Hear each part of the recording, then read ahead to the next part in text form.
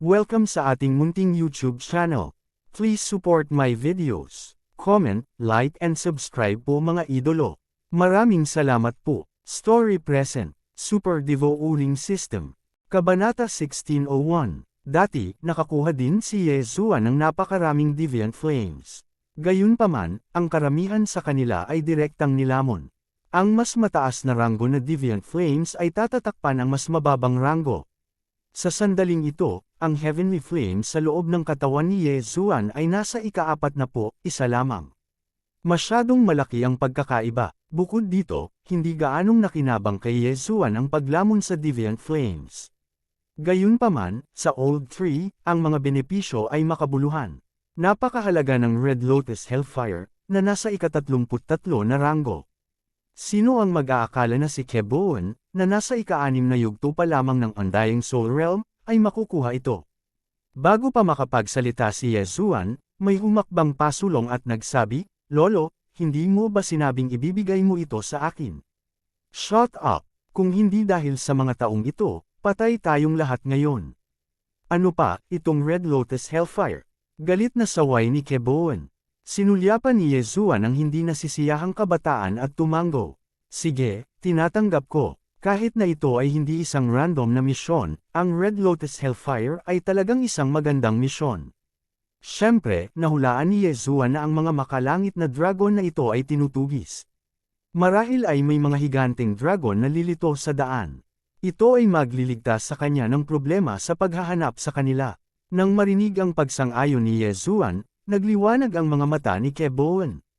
Inihagis niya kay Yeshua ang Deviant Flame Lantern na naglalaman ng Red Lotus Hellfire. Matapos itong matanggap ni Yeshua, nilamon niya ang Red Lotus Hellfire nang walang pag-aalinlangan. Ang ganitong uri ng apoy ay lubos na nagpapataas ng lakas ni Old Shu, na nagpapataas ng kanyang lakas ng kaunti. Malapit lang ang tribo natin, mga 3 araw lang mararating natin. Gayunpaman, maaari tayong makatagpo ng ilang higanteng dragon sa daan, sabi ni Keboan. 3 araw. Oo naman. Tumango si Yeshua bilang tugon. Bumalik si Keboan sa kanyang orihinal na anyo at pinaupo ang lahat sa kanyang likuran. Pagkatapos, nagpatuloy sila sa kanilang paglalakad. Si Yeshua at ang iba ay tumalon din sa kanyang likod at tahimik na umupo. Marami na siyang natamo sa labanan ngayon. Kung magagawa niya ito ng 2 beses, malamang na makalusot siya. Gayunpaman, masyado siyang nag-iisip. Ang natitirang bahagi ng paglalakbay ay napakakinis. Walang mga hadlang. Sa panahong ito, nalaman din ni Yeshua ang tungkol sa sitwasyon sa Ponglei Central. Ang sentro ng Ponglei Sacred Land ay orihinal na pinangungunahan ng Ponglei Demon Tribe. Gayunpaman, pagkatapos bumagsak ang Demon Emperor ng Ponglei Demon Tribe, nagsimulang lumaban ang Demon Tribe para sa posisyon ng Demon Emperor. Sa panahong ito, ipinagkanulo ng Giant Dragon Clan ang Ponglei Demon Clan at nagtatag ng sarili nilang paksayon, na pinangalan ng Demonic Dragon Palace. Kasunod nito, ang mga tao mula sa iba pang mga sagradong lugar ay pumasok sa Ponglei Sacred Ground, naghahanda upang ipaglaban ang mga karapatan sa Ponglei Sacred Ground. Sa makatuwid, ang sentro ng Ponglei Sacred Land ay nahahati na ngayon sa 2 kampo. Ang isang panig ay pinangunahan ng Glazed Knights, Ponglei Demon Race, at Tianju Palace. Ang kabilang panig ay pinangunahan ng mga eksperto mula sa Bloodfin, Xiyang, at Shigu Holy Lands. Kabilang sa kanila, ang Colossal Dragon Clan ay nagrebelde at sumali sa Bloodfin Holy Land. At sa pagkakataong ito, nalaman ng Heavenly Dragon Clan ang tungkol sa strategic distribution ng kalaban, kaya naman sila ay tinugis. Kung ang balitang ito ay kumalat, ang mga nakatataas ay magpapadala ng mga eksperto upang buwagin ang mga muog na ito, na papatay sa maraming mga kaaway. Hindi interesado si Yeshua sa power struggle ng Ponglei Sacred Land, ngunit nang marinig niya ang mga pangalan ng Glazed Knights at ng Tianju Palace, hindi niya maiwasang manginig. Bigla niyang naalala ang Glazed Mirage noong araw na iyon. Ang mini Heavenly Dragon ay lumabas sa Glazed Mirage na iyon. Ang may-ari ba ng Glazed Mirage, Fairy Glazed, ay may kaugnayan sa Glazed Knights. Pagkatapos ng lahat, ang Glazed Mirage ay nasa Ponglei Sacred Land din. Tungkol sa palasyo ng Tianju, may kaugnayan ba ito sa Old Immortal Tianju? Sa pag-iisip nito, hindi napigilan ni Yezuan na lumunok. Hindi niya inaasahan na nakipag-ugnayan siya sa ganoong eksperto. Ito ay talagang hindi kapanipaniwala. I wonder kung narinig na ni Senior ang Life Sacred Land. Sa oras na ito, biglang nagtanong si Yezuan kay Keboan. Buhay Sacred Land. Isa iyon sa 4 na pinakamalaking sacred land sa mundong ito, at ang pagmamay-ari nito ay nasa kamay ng Life Sacred Sect, sagot ni Keboan. Isa sa 4 na pinakamalaking sacred lands. Nagtaas ng kilay si Yezuan. Ang mini Heavenly Dragon mula noon ay pupunta sa Life Sacred Lands Life Sacred Sect. Hindi niya inaasahan na may ganoong background ang mini Heavenly Dragon.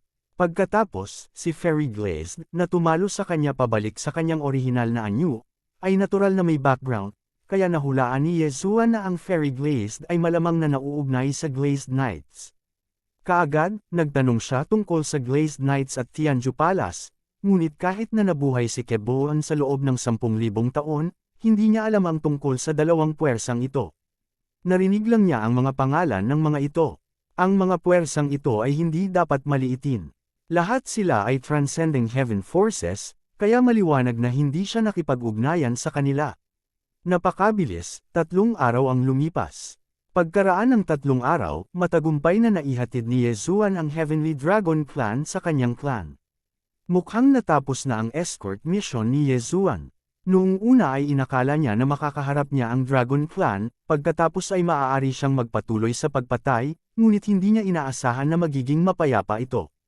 Dahil iyon ang nangyari, handa nang umalis si Yezuan at hanapin mismo ang Dragon Clan. Senior, dahil nakabalik ka na, aalis muna ako. Sabi ni Yezuan kay Keboan. Ito, huminto si Keboan, ngunit pagkatapos makita ang mataimtim na ekspresyon ni Yezuan, nakahawak lang siya sa kanyang mga kamao at sinabing, salamat sa paglalakbay. Column. Pagkatapos magsalita ni Yezuan, diretso siyang umalis kasama ang Old Tree at ang 2 pa. Sa panahon ng escort, kumuha din siya ng mapa ng base distribution ng Dragon Clan mula kay Keboan. Naghahanda na personal na pumasok sa teritoryo ng kalaban para mag-level up. Bagaman ang mapa ng pamamahagi na ito ay nakuha ni Keboan at ng iba pa na may matinding kahirapan, hindi mahalaga kung ito ay kumalat. Pagkatapos ng lahat, ikinakalat nila ang mapa ng pamamahagi na ito sa daan upang bigyan ng babala ang iba pang mga monster clans na mag-ingat. Gayunpaman, hindi nagtagal pagkaalis ni Yezuan, isang hukbo ng mga dragon ang biglang lumapit sa Heavenly Dragon Clan ni Keboan. Ang hukbong ito ng mga dragon ay hindi malaki. Bagamat mayroon lamang 1,000 sa kanila, bawat isa sa kanila ay isang dalubhasa, hindi bababa sa Undying Soul Realm, at ang pinuno ay nakarating sa Undying Soul Realm ng Undying Soul Realm. Para sa Heavenly Dragon Clan ni Keboan, ang pinakamalakas ay nasa Undying Soul Realm ng Undying Soul Realm. Bilang karagdagan kay Keboan, may 2 pang eksperto sa parehong antas. Matapos malaman ang balitang ito, nagbago ang ekspresyon ni Keboan, at mabilis niyang ipinamahagi ang mapa ng pamamahagi. Magandang trick iyon, nakuha mo talaga ang aming strategic base map, pero walang makakaalis sa inyo.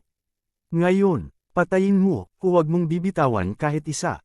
Pagkatapos magsalita ng pinuno ng dragons, direktang nag-transform siya sa kanyang orihinal na anyo at sumugod patungo sa Heavenly Dragon Clan. Sa pagharap sa napakalakas na kalaban, ang mga angkan ng Heavenly Dragon Clan ay nagpakita ng kawalan ng pag-asa. Bagamat ang kanilang angkan ay may kabuuang mahigit sa 100,000 Heavenly Dragons, mayroon lamang 500 sa kanila na may Undying Soul Realm ng Undying Soul Realm at mas mataas, at walang kahit isa na may Undying Soul Realm ng Undying Soul Realm. Ngayon, natapos na sila. Go, dapat nating ikalat ang mapa. Sigaw ni Keboan, at kasama ang 2 pang eksperto sa parehong antas, sumugod sila patungo sa kalaban. Humph, kung hahayaan kitang ikalat ang balita, natatakot ako na marami sa aking Dragon Clan ang mamatay. Hindi ko hahayaang magtagumpay ka. Ibinuka ng apoy na dragon ang kanyang bibig at direktang iniluwa ang isang subo ng Dragon Breath. Kabanata 1602, Harangan mo, sigaw ni Keboan. Nag-transform na siya sa kanyang orihinal na anyo. Sa pagharap sa malakas na hininga ng dragon na ito, Inipon niya ang lahat ng kanyang lakas at iniluwa ang isang subaw ng Heavenly Dragon's Breath. Ang Giant Dragons at Heavenly Dragons ang dalawang nangungunang sangay ng Dragon Clan. Pare-pareho ang kanilang lakas, sa kasamaang palad, hindi sapat ang lakas ng pakikipaglaban ng Heavenly Dragon Clan. Pagkatapos ng wave ng Heavenly Dragon's Breath attack, bumagsak ang mga grupo ng Heavenly Dragons. Napakalakas ng kaguluhan na para bang dumating na ang katapusan ng mundo. Si Yezuan, nakakaalis lang, ay narinig din ang malakas na dagandong. Young Master, parang may nangyari sa Heavenly Dragon Clan. Paalala ni Old Tree sa kanya. Oo, tumango si Yezuan at nagmuni-muni sa kanyang puso. Bagamat natapos na ang kanyang escort mission, ang malaking kaguluhan na nagmumula sa likuran sa oras na ito ay malamang na sanhi ng pag-atake ng mga higanteng dragon sa tribo ng Heavenly Dragon. Marahil, hindi niya kailangang personal na mahanap ang mga higanteng dragon. Fair na, agad na pinangunahan ni Yezuan ang Old Tree at ang dalawa papatungo sa Heavenly Dragon Clan. Pagdating nila, nakita nila ang napakaraming bangkay sa lupa. Halos lahat sila ay kabilang sa Heavenly Dragon Clan. Libu-libong higanteng dragon. Tama na para mapatay ko. Go! Hindi nag-atubili si Yezuan. Tinataya niya na sa pagkakataong ito, makumplito man lang niya ang unang round ng title mission. Kasabay nito, tiyak na makakalusot siya sa Undying Soul Realm. Walang mamatay na lumalaban na kaluluwa.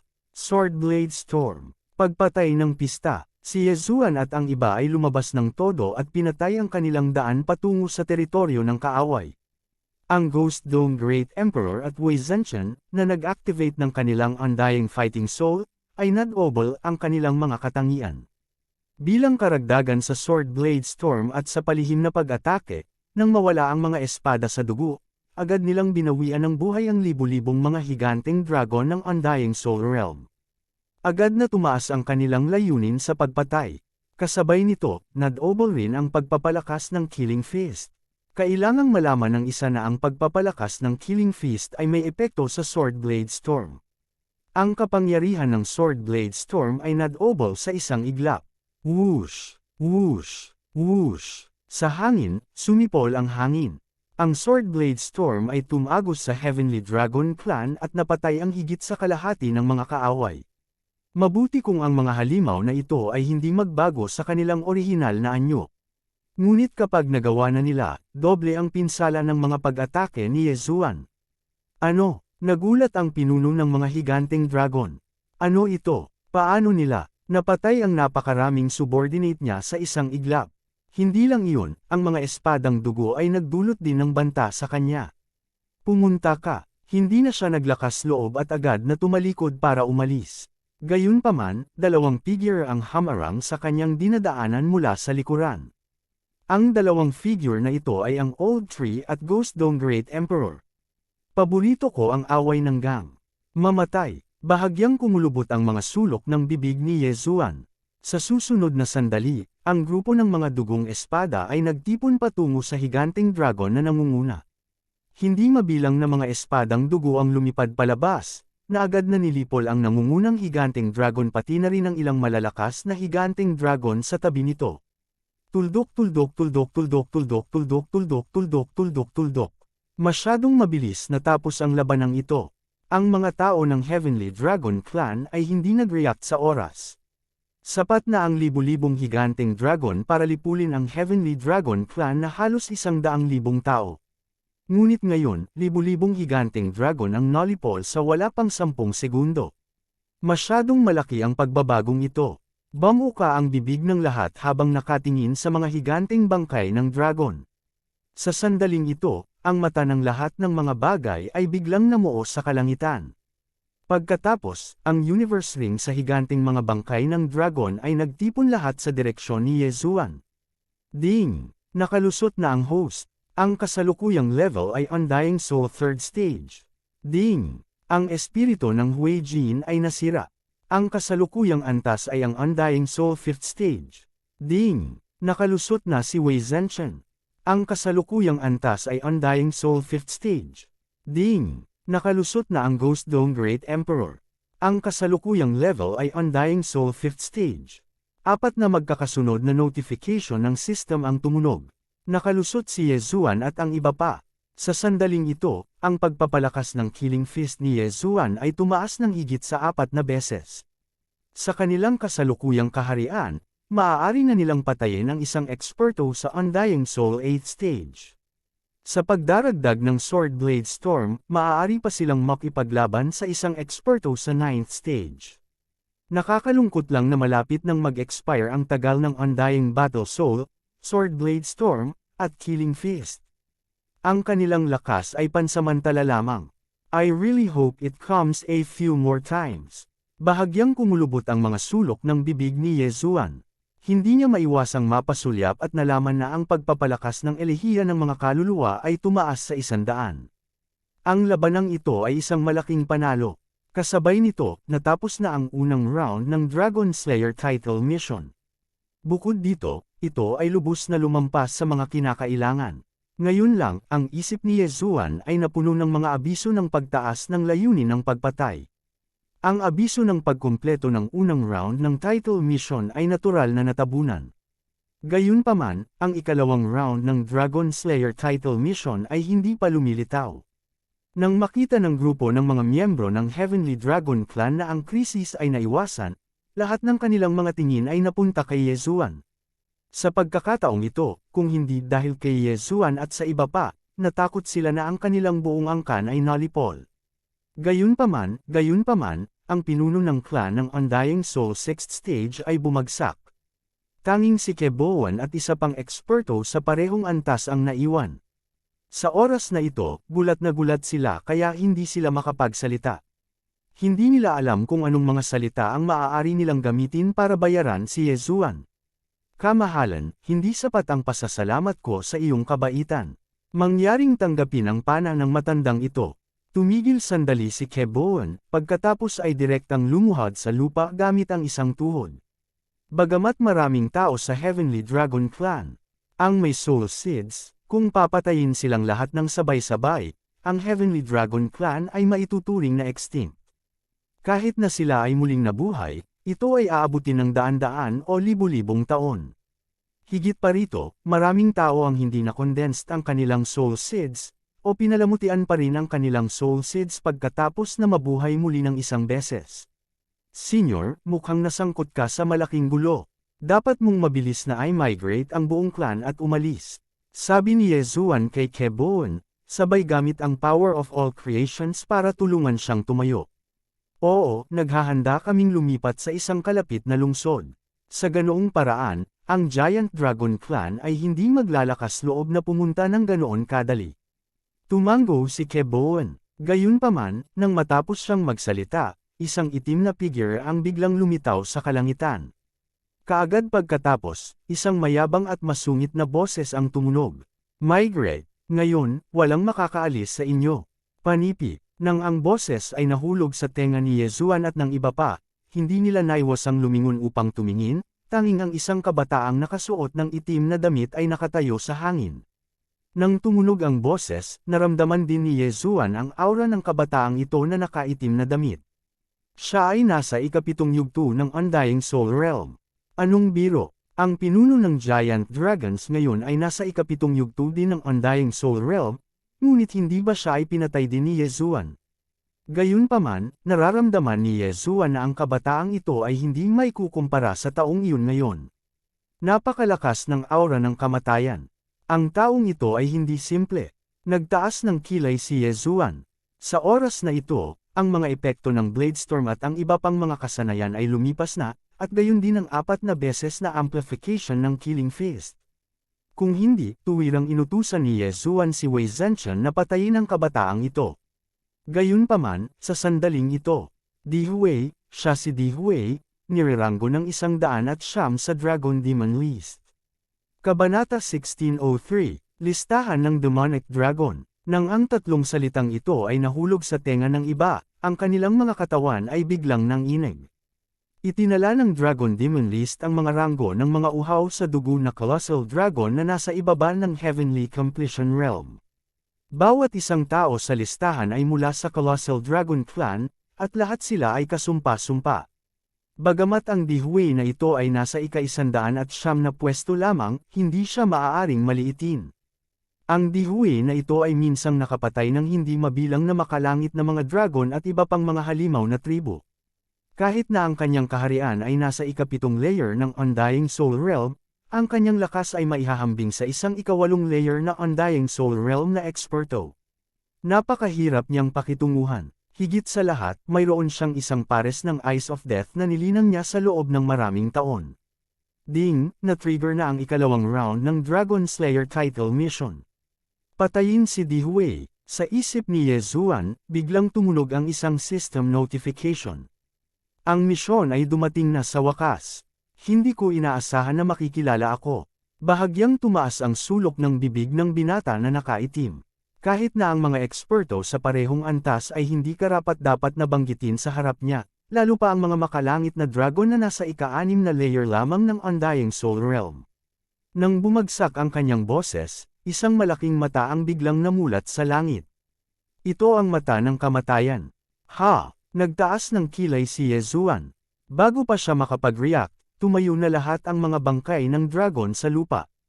Ang ilan ay mga higanteng dragon, ngunit karamihan sa kanila ay mga makalangit na dragon. Ang patriarch ng mga makalangit na dragon ay tumayo, at maging ang higanteng dragon na nasa ika-7 layer ng Undying Soul Realm ay tumayo. Fuck! Tumalon sa takot si Yezuan at nagmamadaling inutusan ang Ghost Dome Great Emperor na gamitin ang Wheel of Death. Ang Ghost Dome Great Emperor ay nasa ika-5 layer ng Undying Soul Realm, ngunit ang mga higanteng dragon at makalangit na dragon sa ibaba ay nahulog muli sa lupa. Para sa mga nasa itaas ng ika-5 layer ng Undying Soul Realm, walang paraan. Oh, Wheel of Death, panipi. Ang nakaitim na kabataang si Dihui ay hindi nang ahas na paniwalaan ito.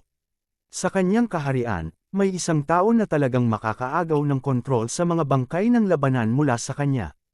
Mayroon silang ilang kakayahan. Kasabay nito, alam niya na ito ay ginawa ng Ghost Dome Great Emperor. Paghiwalayin mo sila, direktang inutusan ni Dihui ang mga bangkay ng dragon sa itaas ng ika-5 layer ng Undying Soul Realm. Bagamat hindi niya alam kung paano nawasak ang hukbong dragon na ito, hindi ito mahalaga. Anyway, ang mga taong ito ay mamamatay sa kanyang mga kamay. Damn it, patayin mo na naman sila. Agad na nag-utos si Yezuan kay Old Tree at sa iba pa.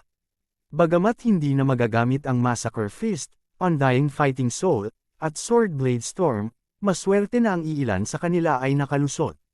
Sa sandaling iyon, ang lumang puno na nasa Undying Soul Realm ay sumugod sa grupo ng mga bangkay ng dragon.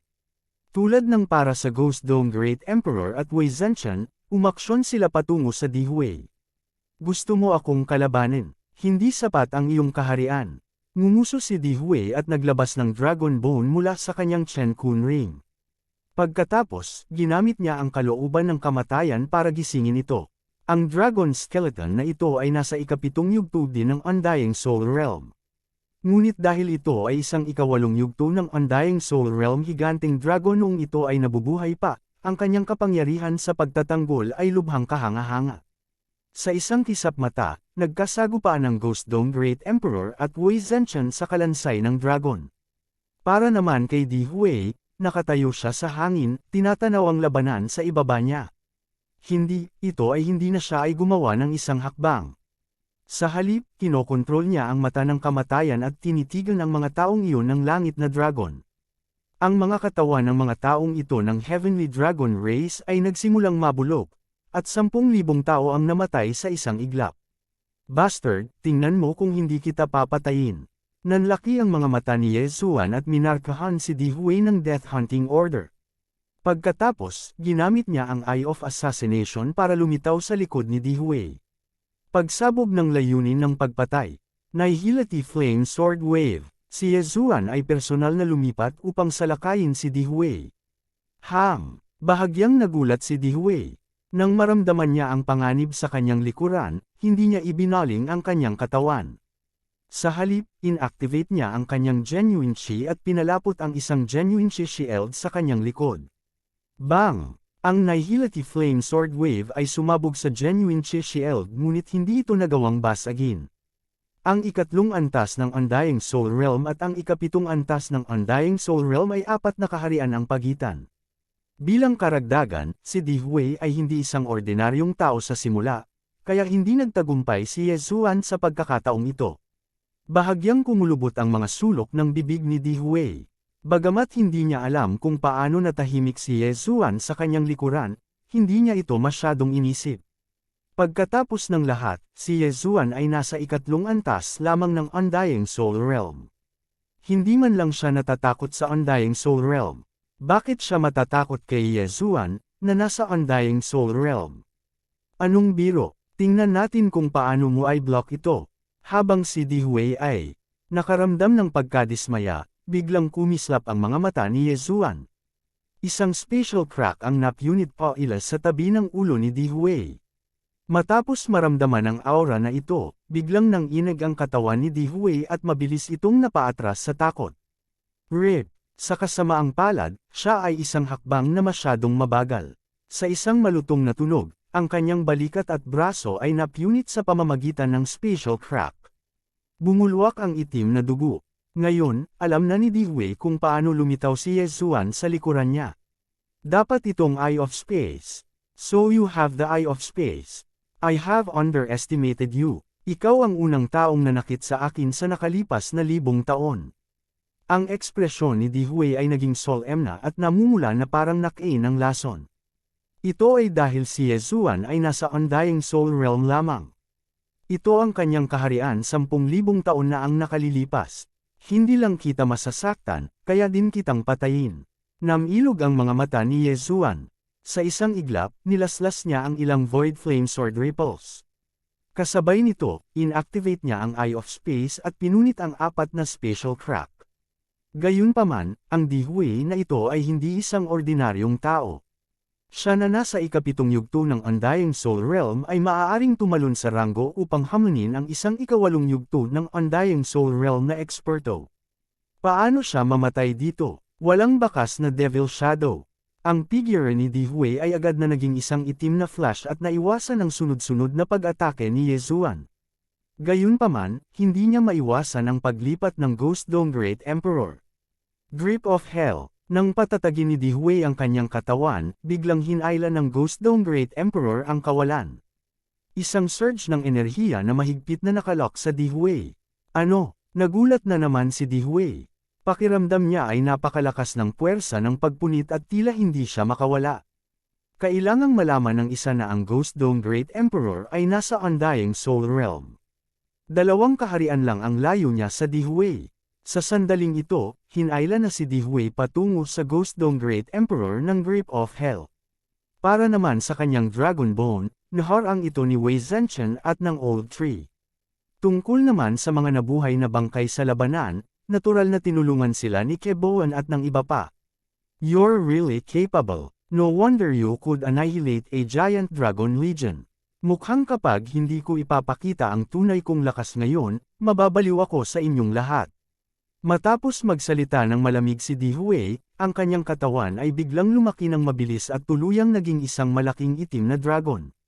Siya ang Death Demon Dragon ng Giant Dragon Clan. Siya ay ipinanganak na may isang pares ng mata ng kamatayan. Ang kanyang lakas sa pakikipaglaban ay napakalakas. Kasabay nito, ito ang unang pagkakataon sa loob ng 1,000 taon na napilitan siyang mag-transform sa kanyang tunay na anyo. Nang lumitaw ang Deathfiend Dragon, isang nakamamatay na aura ang kumalat, at ang mga bangkay ng labanan at mga Bone Dragon ay biglang lumakas. Ang kalooban ng kamatayan na ito ay hindi lamang makakapagbuhay ng mga bangkay, ngunit maaari rin itong magpalakas. Gusto mo bang makita kung paano kita haharapin? Kabanata 1604. Nakahanda na si Ye Zuan na gamitin ang kanyang trump card. Ngayong lumitaw ang Deathly Demon Dragon, ang malaking katawan nito ay ginawa itong malaking target. Higit pa rito, hindi na magagamit ni Di Hui ang kanyang True Chi pagkatapos mag-transform sa kanyang tunay na anyo. Nagkaroon din si Ye Zuan ng Unicorn's Deterrence, na nagdoble sa pag-atake ni Di Hui. Bagamat nagawang makawala ni Di Hui mula sa grip of the underworld, ang susunod na naghihintay sa kanya ay ang trump card ni Ye Zuan. Pagbaba ng Unicorn, Unicorn's Third Stomp. Tingnan natin kung paano ka makakaligtas dito. Agad na ginamit ni Yezuan ang kanyang trump card. Sa isang iglap, isang nagniningas na kuko ang namuo sa hangin. Bago pa makapag-react ang Deathly Demon Dragon, tinapakan ng kuko ang likod nito. Bang! Isang napakalaking tinig na tunog ang narinig habang ang katawan ng Deathly Demon Dragon ay nahulog mula sa langit. Kasabay nito ang pag-aapoy ng likod nito. Iyon ang apoy na nabuo ng true chi ng unicorn, na may epekto ng pagsunog sa lahat. Umuungol. Ang Deathly Demon Dragon ay malubhang nasugatan. Umuungal ito sa langit, at ang masakit na boses nito ay bumagsak sa pandinig ng lahat. Sinamantala ang pagkakataong ito, muling ginamit ni Yezuan ang Unicorn's Descent sa pangalawang pagkakataon. Ang Unicorn's Descent ay 2 beses nang nag-evolve. Sa bawat oras na mag-evolve ito, tataas ang kapangyarihan nito, at maaari itong gumamit ng 3 stomp sa maikling panahon. Ang unang Unicorn's Descent ay malubhang nasugatan ang Deathly Demon Dragon. Pagkatapos ng pangalawang Unicorn's Descent, ang Deathly Demon Dragon ay mapilayan kahit hindi ito mamatay. Bang! Dama po ang nagniningas na kuko sa parehong lugar. Sa pagkakataong ito, diretso itong tumapak sa katawan ng Deathly Demon Dragon. Nasusunog din ang katawan ng Deathly Demon Dragon. Sumunod ay ang ikatlong stomp ng Unicorn's Descent. Mamatay. Naningkit ang mga mata ni Yezuan. Sa hangin, ang ikatlong naglalagablab na kuko ay namuuna at malapit nang mapunta sa ulo ng Deathly Demon Dragon. Bang! Kotsa! Sumabog ang ulo ng Deathly Demon Dragon, at agad na binalot ng apoy ng unicorn ang buong ulo nito. Sa kabutihang palad, ginamit ni Yezuan ang kapangyarihan ng lahat ng mga nilikha upang balutin ang mga mamamatay na mata. Ding! Tumaas ang killing intent ng host. Sa oras na tumunog ang system notification, ang Deathly Demon Dragon ay natapakan na ni Yezuan hanggang sa mamatay.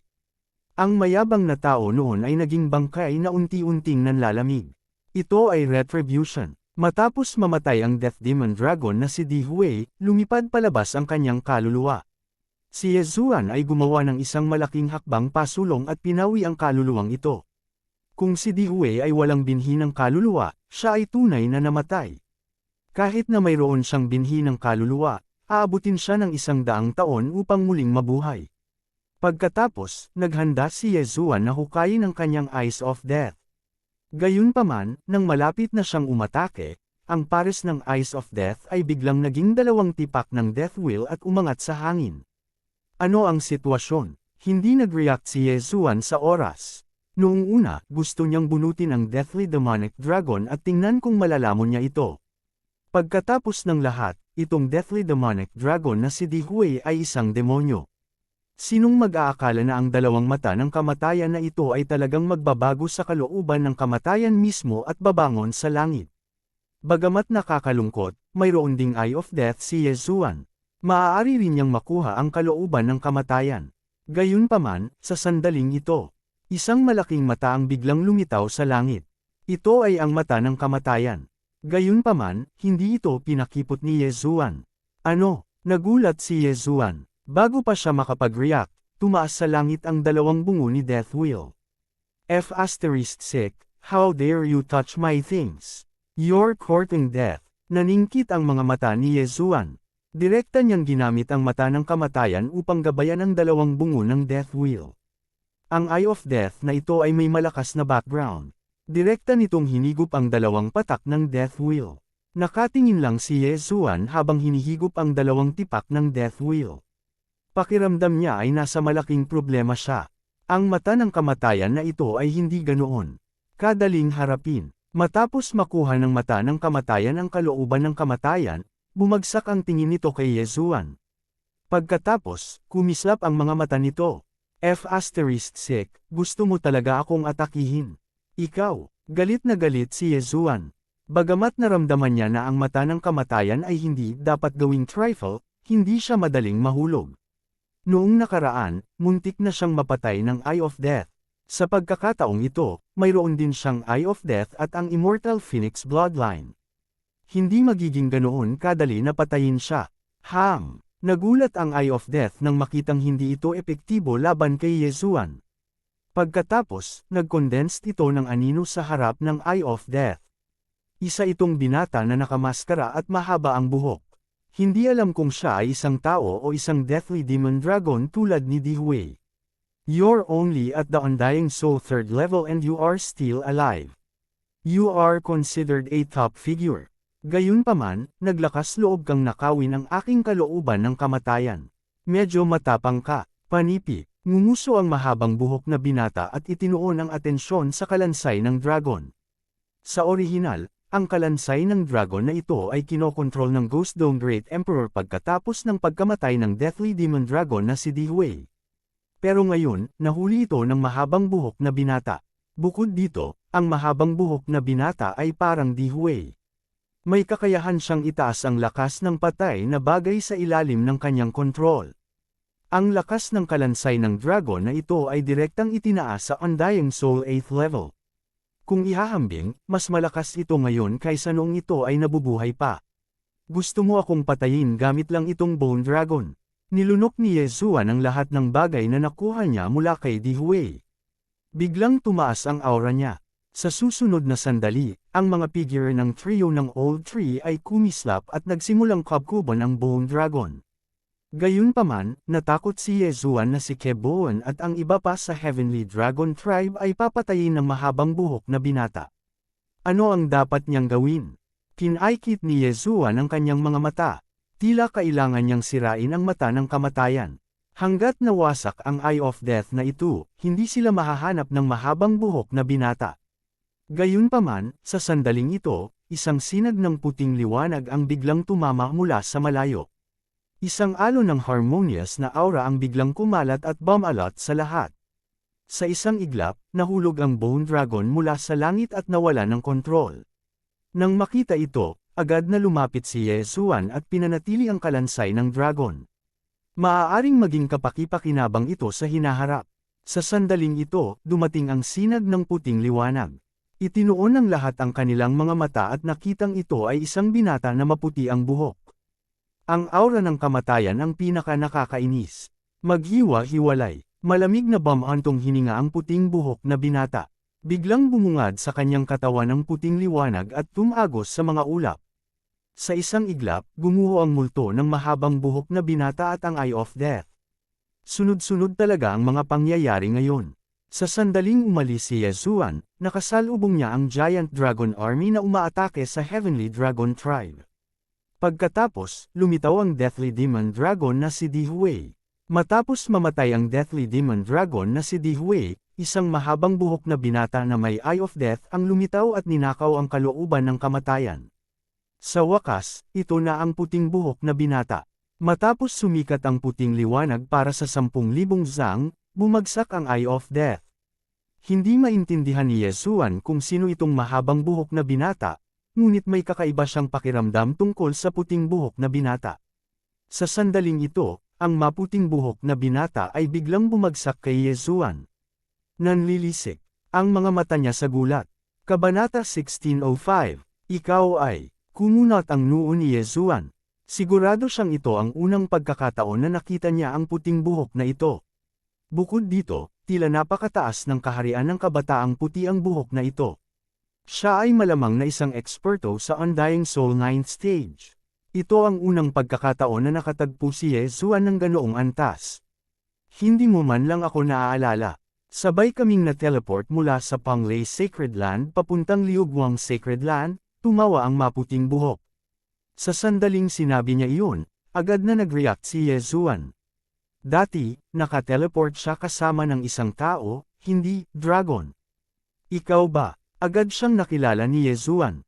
Ang puting buhok na kabataang ito sa kanyang harapan ay ang mini Heavenly Dragon na ilang beses nang nagligtas sa kanyang buhay.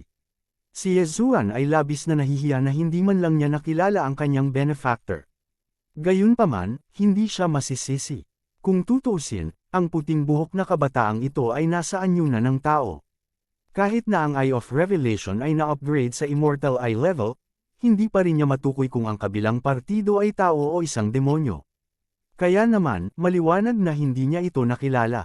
Haha, hindi ko ini-expect na aabot ka sa ganoong stage sa loob lang ng ilang taon. Halika, habulin tayo. Tumawa ang maputing buhok at tumalikod na para umalis. Sumulyap si Yezuan kay Keboan at pagkatapos ay mabilis na sumunod. Napakaraming tao dito at hindi ito magandang pag-usapan. Anyway, nalutas na ang usapin, kaya hindi nag-alala si Yezuan at diretsyong umalis. Habang nasa daan, ang maputing buhok na kabataan ay nagsabi kay Yezuan, "Anak, tinatawag akong Capricious. Ang aking orihinal na anyo ay isang Platinum Holy Light Dragon. Capricioso." Napakagandang pangalan, napataas ng kilay si Yezuan at inisip ang sarili. Gayunpaman, palagi niyang iniisip na si Capricious ay isang heavenly beast. Hindi niya inaasahan na isa siyang demonyo. "Ngayon, nandito ako sa isang misyon.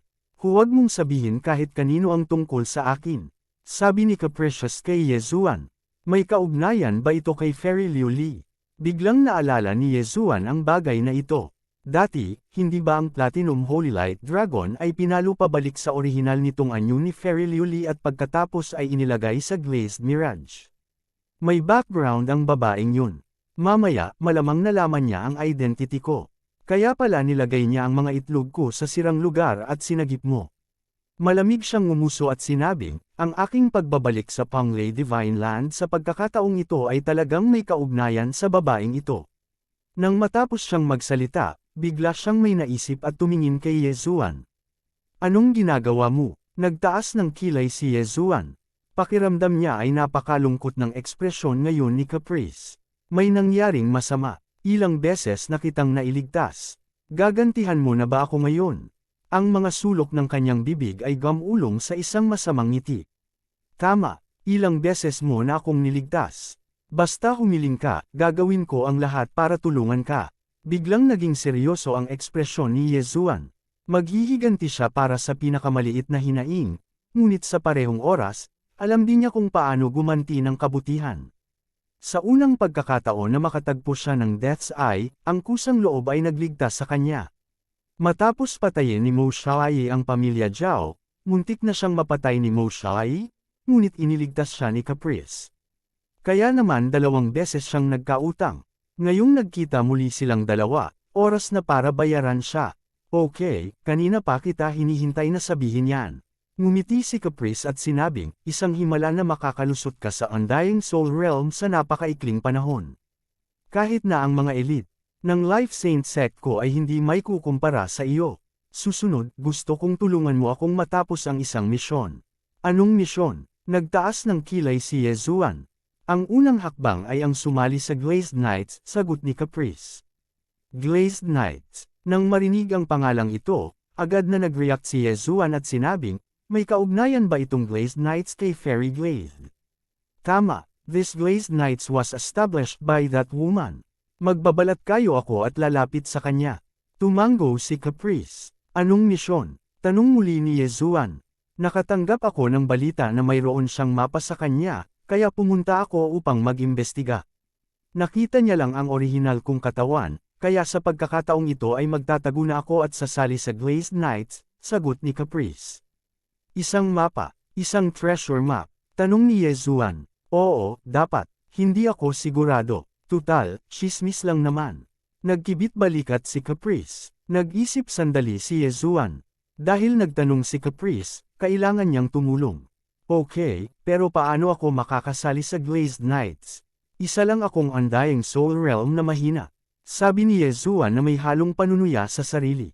"As long as you're not over 1,000 years old, you can sign up. You just need to pass the test. No problem, ihahatid na kita." Biglang sumugod si Caprice sa gilid ni Yezuan at tinapik siya sa balikat, na parang isang kuya. Gayunpaman, ang ikinagulat ni Yezuan ay ang Platinum Holy Light Dragon Caprice na ito ay talagang wala pang 1,000 taong gulang. Ang galing niya talaga. Pagkatapos ng lahat, bago siya matalo pabalik sa kanyang orihinal na anyo ng Fairy Glazed, ang Platinum Holy Light Dragon ay isang pag-iral na maaaring makipaglaban sa Fairy Glazed. Nga pala, ano ang kaharian ni Fairy Glazed? Tanong muli ni Yezuan. Nalampasan na niya ang Connecting Heaven Realm. "She's a loose immortal." Casual na sagot ni Caprice. Loose immortal. Nang marinig ni Yezuan ang hindi pamilyar na terminong ito, bahagyang nagulat siya. Sa kanyang memorya, ang Connecting Heaven Realm ay ang huling kaharian ng Connecting Heaven 9 Realms. Pagkatapos maabot ang rurok ng Connecting Heaven Realm Stage 9, Hanggat makapasa ka sa Immortal Tribulation, maaari kang umakyat sa Immortal Realm. Gayunpaman, ang daanan patungo sa Immortal Realm dito ay sarado na, kaya walang connecting Heaven Realm Cultivator ang matagumpay na nakaakyat. Sa makatuwid, maaari ka lamang makalusot at maging isang loose immortal. Paliwanag ni Caprice kay Yezuan. Umakyat sa Immortal Realm. Walang kamatayan. Tumangala si Yezuan ng nanlalaki ang mga mata, hindi nangangahas na paniwalaan ito. Oo, ang Immortal Realm ay nangangahulugan ng pagiging isang immortal. Ang mga immortal na pinag-uusapan natin ngayon ay mga loose immortals. Ang glazed na babaeng iyon ay isang tribulation loose immortal. Panipi, tumango si Caprice. Pagkatapos na makalusot at maging isang loose immortal, haharapin mo ang isang kapigatian kada 1,000 taon. Kung hindi mo malagpasan ang kapigatian, ikaw ay tatamaan ng kapigatian at ang iyong kaluluwa ay mangangalat. Kalat ang kaluluwa. Nang marinig ito, hindi napigilan ni Yezuan na lumunok. Bagamat ang mga Undying Realm Cultivator ay maaaring buhayin gamit ang isang Soul Seed, mukhang hindi ito posible para sa Connecting Heaven Realm Cultivator. Hindi banggitin ang mga loose immortals sa itaas ng Connecting Heaven Realm. Ang Old Immortal na si Tianju ay mayroon ding salitang immortal sa kanyang pangalan. Tila isa rin siyang loose immortal. Dati, inakala niya na ang Old Immortal Tianju ay isang Connecting Heaven Realm Cultivator, ngunit tila nagkamali siya ng hula. Nakalaban mo dati ang Fairy Glazed Glass kaya loose immortal ka rin. Biglang tanong ni Yezuan. Oo, pero nung time na yun, kaka-break ko lang at medyo mahina. Kaya naman sinamantala ako ng babaeng glazed glass. Nang bumalik ako sa Life Sacred Land sa pagkakataong ito, orihinal na gusto kong hanapin ang glazed glass na babaeng iyon para sa paghihiganti, ngunit hindi ko inaasahan na magkakaroon siya ng suporta ng isang Buddhist Sacred Land, kaya kailangan kong bayaran siya, sabi ni Caprice na walang magawa. Paano kung matuklasan ka sa pagsali sa Glazed Glass Nights na itinatag niya? Medyo nag-aalala si Yezuan. Tutal, nakalaban na ni Caprice ang Fairy Glazed Glass noon. Kabanata 1606, confident na sabi ni Wilful. Pagkatapos ay tumingin siya kay Yezuan at sinabing, maaaring makilala ka niya, ngunit hindi mahalaga. Hindi ka kabilang sa anumang paksayon, kaya maaaring makuha mo ang kanyang tiwala. Nakilala na ni Yezuan si Fairy Liu Li minsan.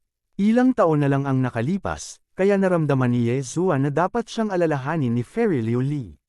Kung gayon saan tayo susunod na pupunta?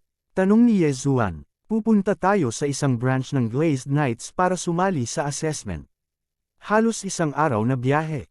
Pagkatapos sabihin iyon ni Wilful, nagtanong siya, nga pala, saan mo nilagay ang mga taong iyon ngayon?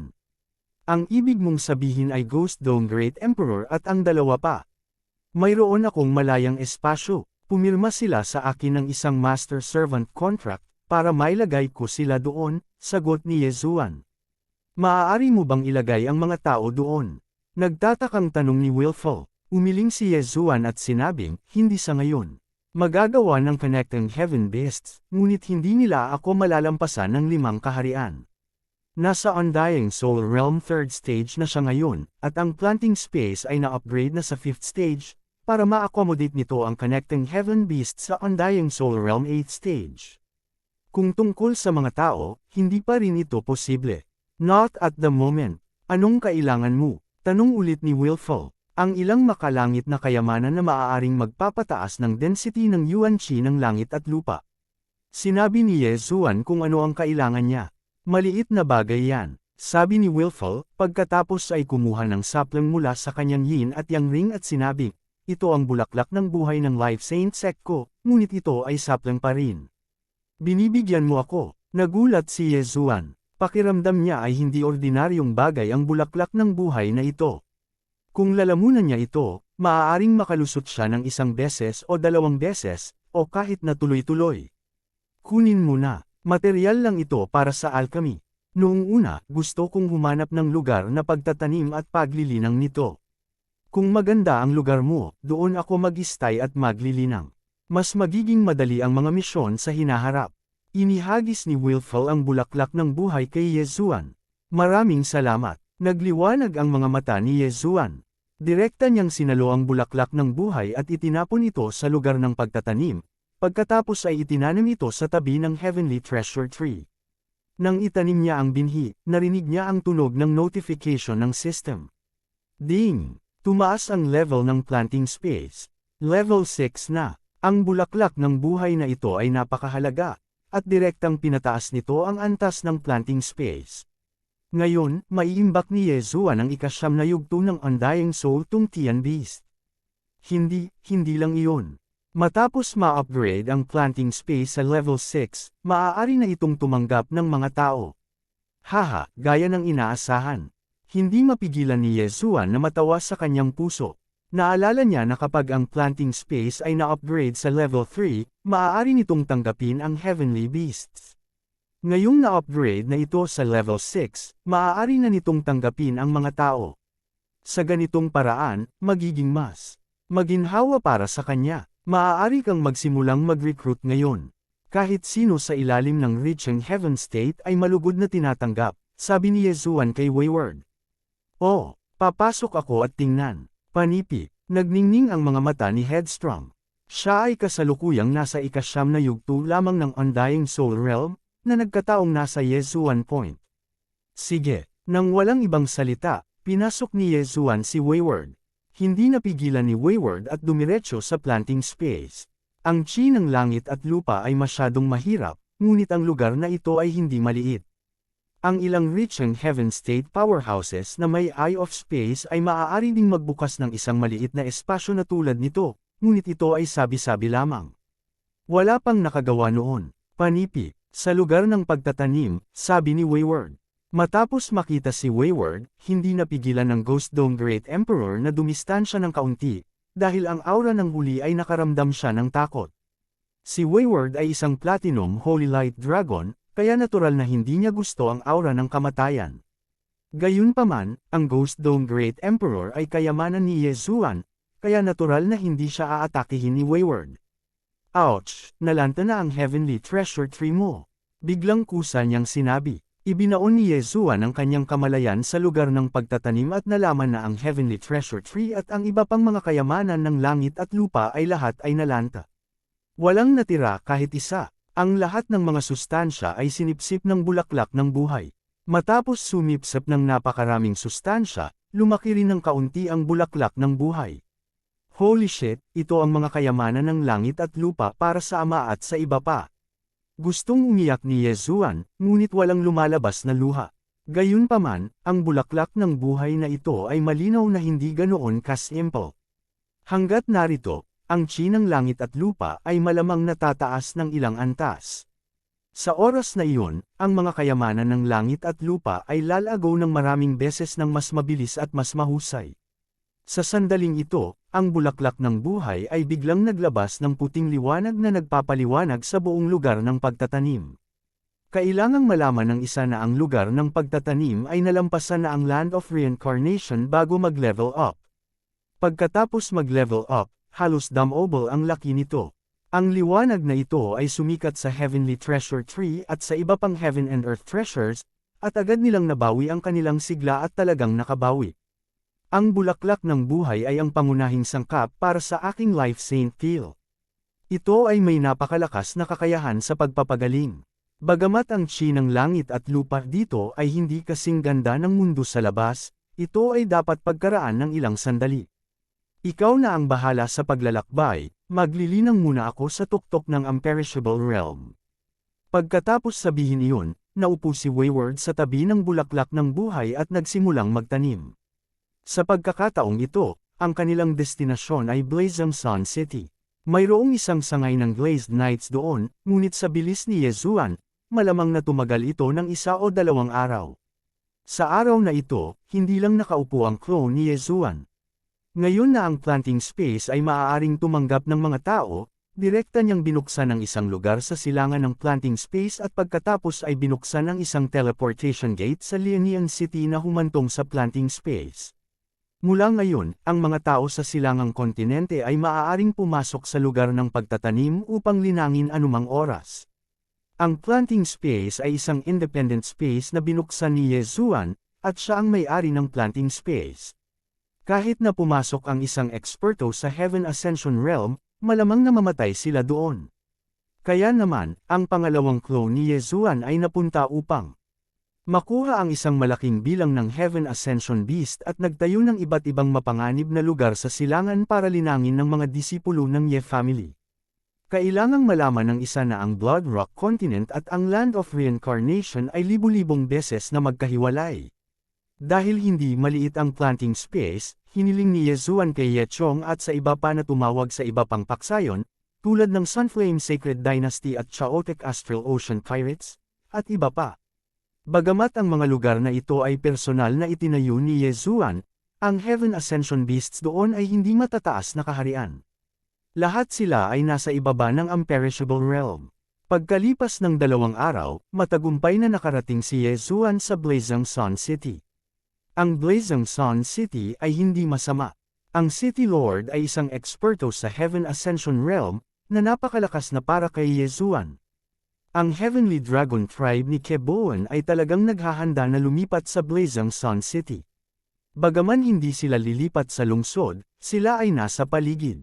Sa ganoong paraan, ang Giant Dragon Tribe ay hindi maglalakas loob na kumilos ng padalos-dalos.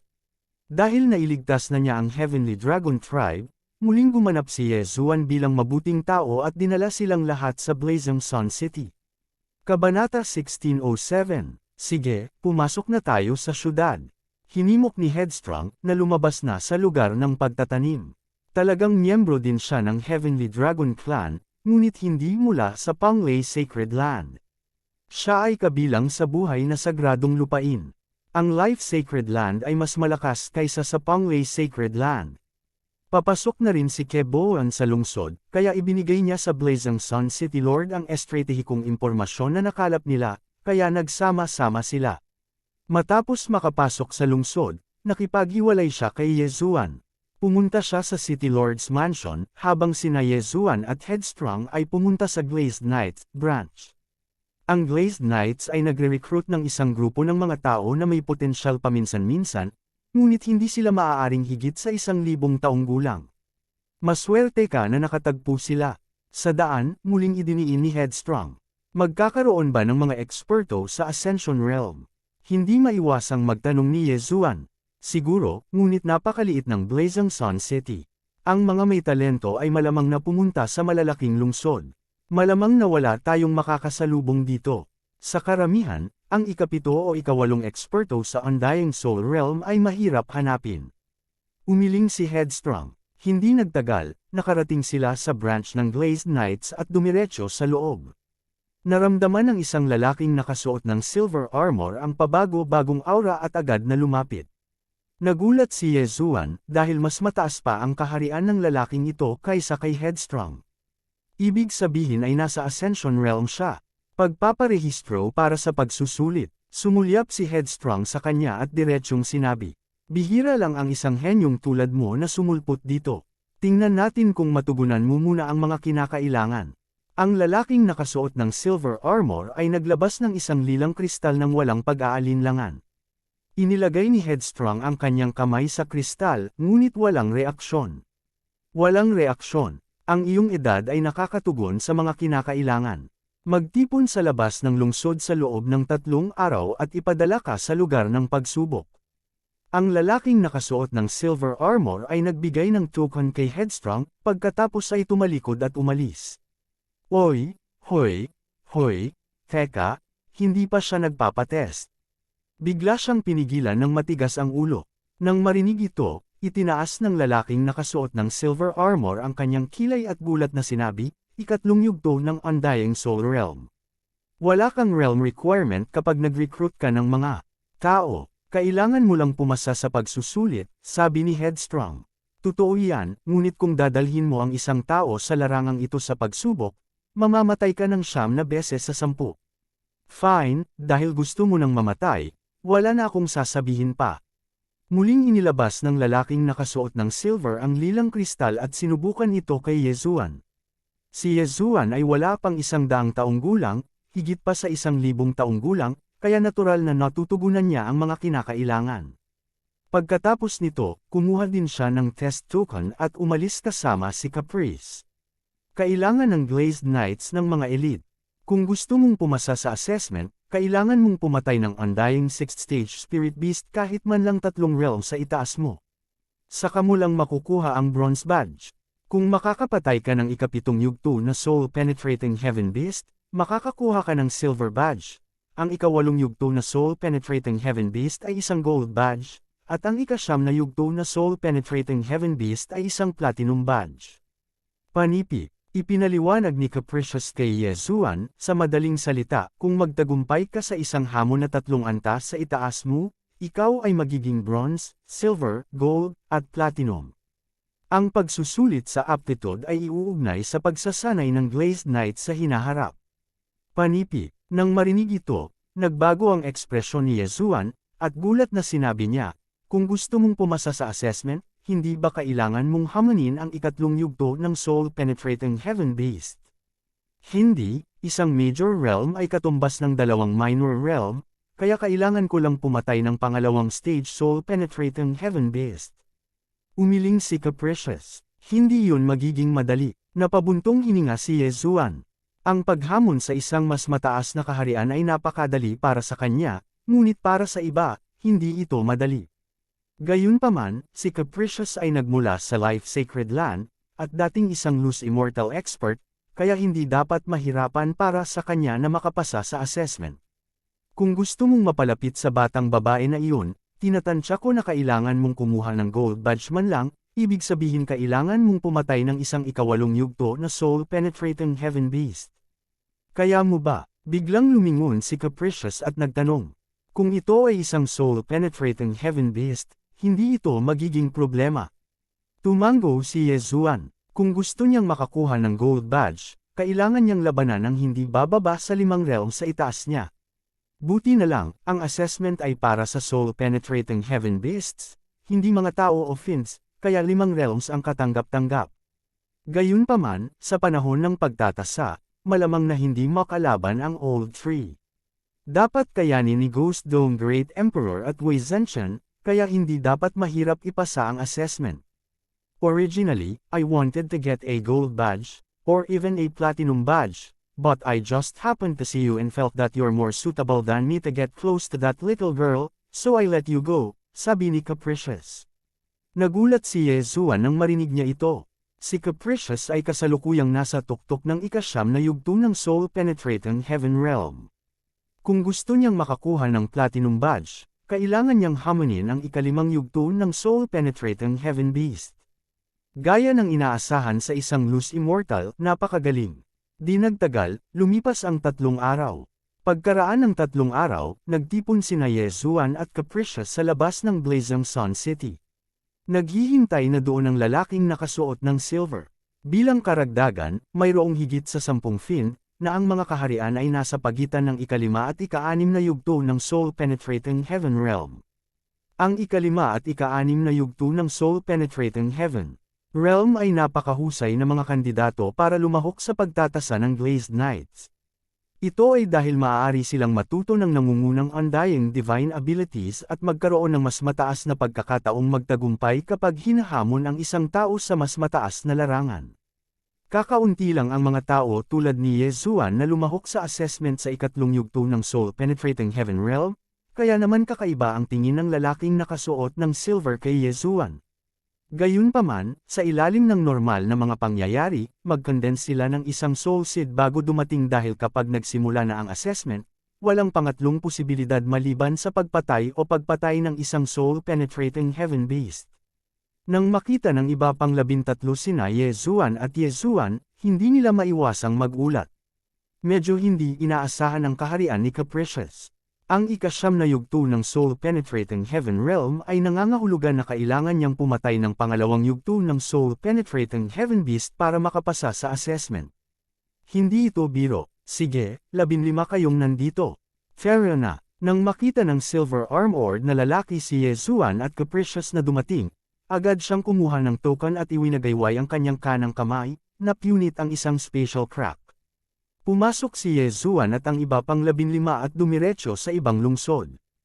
Pagkatapos, ipinasa sila sa isa pang kabalyero. Ang mga kabalyerong ito ay mga reserbang kabalyero lamang ng Glazed Knights.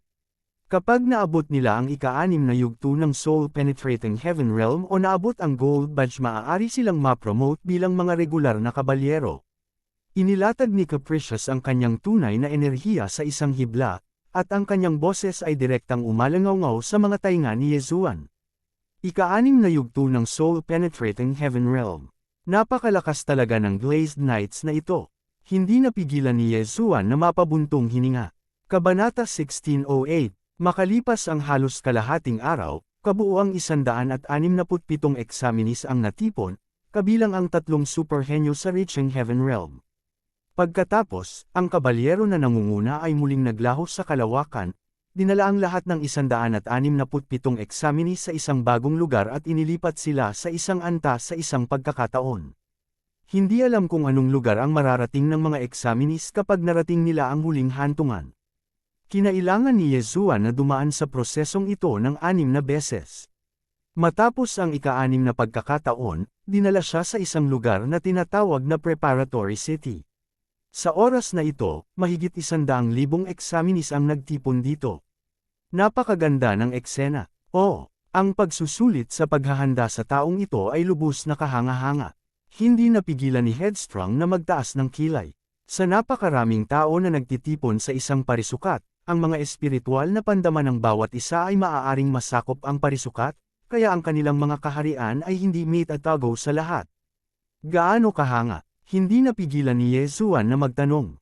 Ang pinakamahina ay nasa unang baitang ng Undying Soul Realm, habang ang pinakamalakas ay nasa ikatlong baitang ng Reaching Heaven Realm, sagot ni Headstrong. Third tier ng Reaching Heaven Realm. Ibig sabihin kailangan nilang pumatay ng 6th tier Reaching Heaven Realm Beast. Pinaikit ni Yezuan ang kanyang mga mata. Karamihan sa mga examinis dito ay mas makapangyarihan kaysa sa kanya, ngunit ito ay walang kinalaman sa kanya. Gayunpaman, sa napakaraming examinis, kailangan nilang maghanda ng kaukulang Reaching Heaven Beasts. Mayaman talaga ang Glazed Knights. Pagkatapos ng lahat, ito ay isang libreng pagsusulit. Hindi nagtagal, nagsimula na ang pagsusulit. Walang utos sa pagsusulit na ito. May maliliit na teleportation formation sa paligid ng square. Hanggat handa sila, maaaring magsimula kaagad ang pagsusulit. Tara na, nang walang sinabi pa, pinangunahan ni Headstrong si Yezuan sa isang teleportation formation at masunarang pumila. Isang regular na kabalyero ang nakatayo sa tabi ng pormasayon. Ang kanyang aura ay mas malakas kaysa sa lahat ng mga pagsusulit na naruroon, at naabot na niya ang ika-6 na baitang ng Reaching Heaven Realm. Kasabay nito, isang bronze badge ang nakatato sa kanyang breastplate. Sinabi ng regular na kabalyero sa isang henyo, anong ranggo ang gusto mong haminin? Ang henyong ito ay nasa ika-5 baitang ng Undying Soul Realm. Nahaharap sa tanong na ito, diretso siyang sumagot, bronze. Mabuti, pumasok ka. Ang regular na kabalyero ay nag-activate ng maliit na teleportation formation at ipinadala ang henyong ito sa isang partikular na lugar. Ang karaniwang tao ay haamon sa tansong emblem, at ang bilang ng mga taong humahamon sa pilak na emblem ay hindi kahit 1%. Para naman sa Gold Badge, wala pang isa sa 10,000 ang haamon nito. Sa mahigit 100,000 katao na ito, tinatayang wala pang 20 katao ang humamon sa Gold Emblem. Bukod dito, ito ay paghahanda lamang para sa hamon. Sino ang nakakaalam kung gaano karaming mga tao ang maaaring tanggalin ang Gold Emblem? Para naman sa Super Genius na nakakuha ng Platinum Emblem, maaaring wala kahit isa sa 10 batch. Isa-isang pinaalis ang mga examinis, at unti-unting bumababa ang bilang ng mga tao sa plaza. Sa pagkakataong ito, biglang nagkagulo sa harapan nila. Silver Emblem, gusto niya talagang hamonin ang Silver Emblem. Kamangha-manghang. Ito ay isang hamon na nangangailangan ng isa na malampasan ng 4 na antas. Ang kabiguan ay nangangahulugan ng kamatayan. So what if I die? Anyway, I have the soul seed. At most, I can try again after I revive. Once I succeed, I will be powerful. Lumabas na sa harapan nila ang isang henyo na humamon sa Silver Emblem. Hindi nakakagulat na nag-umpisa ito ng siklab ng usapan. Suck, it's just a mere silver. Kailangan bang magkagulo? Naiinis na sabi ni Willful. Habang nagsasalita siya, hindi niya maiwasang mapatingin kay Yezuan. Pagkatapos ng lahat, gusto niyang hamanin ni Yezuan ang gold emblem. Isa ito sa 1,000,000 sobrang henyo. Hindi nagtagal, turn na ni Yezuan. Anong level ang gusto mong hamanin? Tanong ng regular knight, na nasa ika-6 na baitang ng Reaching Heaven State. Gold. Tumigil sandali si Yezuan bago sumagot. Ano? Pagkasabi pa lang nito ay nagulat ang mga tao sa paligid. Heavens, meron talagang isang tao na naglalakas loob na hamanin ang isang gold rank expert. May lakas ng loob ang brat na ito. Ikatlong yugto ng Undying Soul Realm. Ibig sabihin kailangan niyang hamanin ang isang ika-8 yugto na Undying Soul Realm connecting Heaven Beast. Talaga bang mayroon siyang ganoong kalakas na galing sa pakikipaglaban? You can't judge a book by its cover. Maybe he's a disciple from some big power. Kung magtagumpay ka, maaari kang maging isang pangunahing miyembro ng Glazed Knights at magkaroon ng magandang kinabukasan sa unahan mo. Nagpakita ng inggit ang mga tao sa paligid. Nagsisi pa nga ang ilan sa kanila na hindi nakausap si Yezuan kanina. Kapag nagtagumpay si Yezuan, magkakaroon siya ng meteoric rise. Nabiguman siya at namatay, walang mawawala sa kanila. Napakalaking kawalan. Hindi lang ang mga dumadaan, maging ang regular na kabalyero ay hindi makapaniwala. Ikatlong yugto ng Undying Soul Realm. Ibig sabihin, ang Connecting Heaven Beast na humahamon sa ika-8 yugto ng Undying Soul Realm. Sige, maaari kang pumasok. Ang regular na kabalyero ay isa ring taong nakakita ng malalaking bagyo at alon. Mabilis siyang bumalik sa katinuan. Pagkatapos tumango, sinimulan niyang paandarin ang teleportation array. Nakita niya ang maraming tao na hinamon ang gold emblem, ngunit iilan lamang ang nagtagumpay sa huli. Hindi nagtagal, umalis si Yezuan sa pamamagitan ng teleportation array. Sumunod naman ay si Capricious naman. Hinahamon ko rin ang gold emblem. Nang hindi naghihintay na magsalita ang regular na kabalyero, diretsyong sinabi ni Capricious. Ano? Nagulat na naman ang regular knight. Naramdaman niya ang kaharian ni Capricious at nalaman na ito talaga ang ika-9 na yugto ng Undying Soul Realm. Hinamon ni Yezuan ang gold emblem at kailangang lampasan ang 5 realms. Hinamon din ni Capricious ang gold emblem. Dahil kailangan niyang lampasan ang isang kaharian, kailangan lang niyang malampasan ang 4 na kaharian. Gayunpaman, si Capricious ay nasa ika-9 na yugto ng Undying Soul Realm. Kinailangan niyang hamanin ang ika-4 na yugto ng Connecting Heaven Beast. Hindi ko inaasahan na 2 tao ang magkakasunod na hamanin ang gold emblem. Sige, pasok ka. Ang regular na kabalyero ay hindi masyadong nagsalita at direktang pinaandar ang teleportation array. Gusto ni Capricious na hamanin ang silver emblem, ngunit biglang nagbago ang isip niya. Siya ay nasa kanyang tuktok, at siya rin ay isang maluwag na immortal. Paano siya matatalo ni Yezuan?